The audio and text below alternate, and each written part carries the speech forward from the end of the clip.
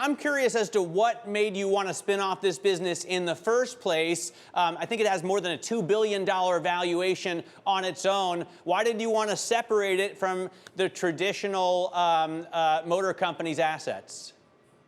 Well, we want LiveWire to really be the leader in the electric motorcycle space, and having a dedicated team running it just like a startup company that has the agility to break traditional boundaries is what we are trying to accomplish with LiveWire. We have some fantastic products that we've already launched. We've just today launched a new bike that we will start delivering next year, Del Mar, at $16,999.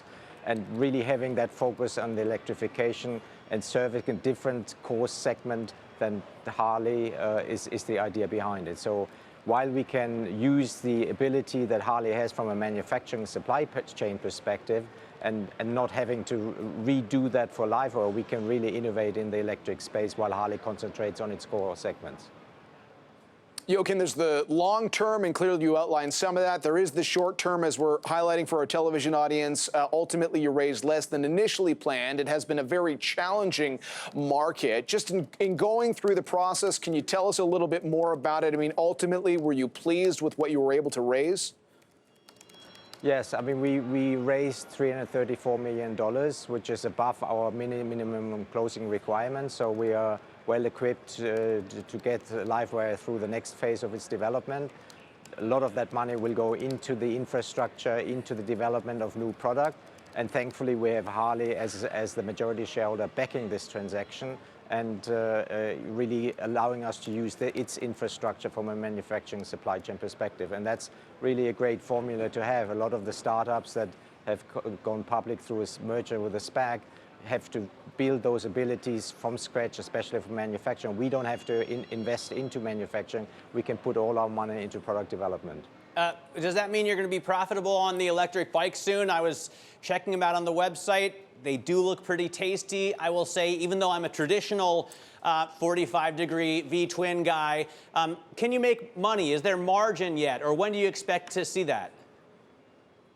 Well, we plan to be profitable in 26. Right now, the focus is on building the EV motorcycle market and investing into growth, fast growth.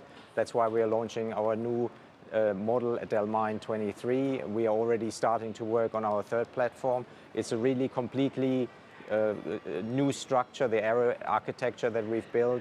The first electric motorcycle that is built in-house from the bottom up in terms of the battery, in terms of the motor, in terms of the charging and the overall connectivity systems. So it's quite revolutionary what we have to offer, and it's targeting a segment that is mostly trying to transform the traditional urban environment and the day-to-day riding experience into an urban adventure.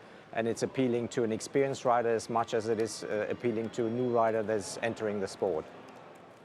Jochen, that's what I was going to ask about, just the demographics of the riders for the EV bike. Can you just give us a little bit more color on who exactly the customer is going to be here?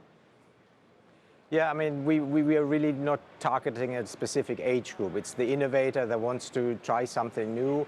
And the great thing about this bike is it's for the experienced rider that wants, a fast acceleration and agility of a bike that is agile in the city, but at the same time, it's also something for a new rider. It has regenerative braking.